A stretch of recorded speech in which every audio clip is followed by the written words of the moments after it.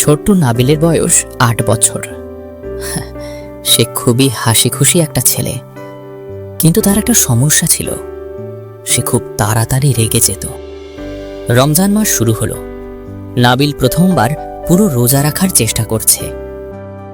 তার সাথে আছে তার প্রিয় বন্ধু ছোট্ট কিউট বিড়াল মিনি।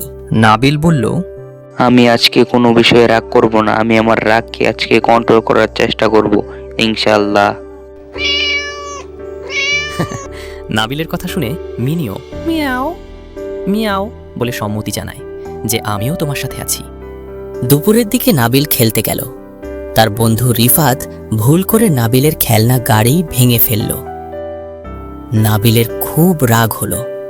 সে চিৎকার করতে যাচ্ছিল, ঠিক তখনই মিনি এসে তার পায়ে গা ঘষল। নাবিল থেমে গেল। সে মনে করল রোজা রাখলে রাগ করা ঠিক না। নাবিল বলল, সাকিব, সমস্যা নেই, আমার একটা গাড়ি ভেঙে গিয়েছে তো কি হয়েছে, আমার আরো গাড়ি আছে। আরে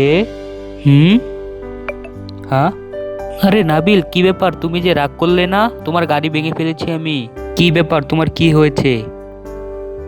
নাবিল বলল, সাকিব, আমি রোজা রেখেছি, আমি এই জন্য ভালো থাকার চেষ্টা করছি।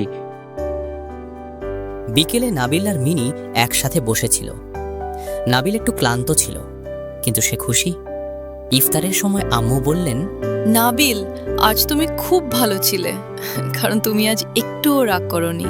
নাবিল হাসল আর খুশি হলো। সে বুঝতে পারল রোজা শুধু না খেয়ে থাকা না, নিজের রাগও নিয়ন্ত্রণ করা। রোজা আমাদের ধৈর্য আর রাগ নিয়ন্ত্রণ করতে শেখায়।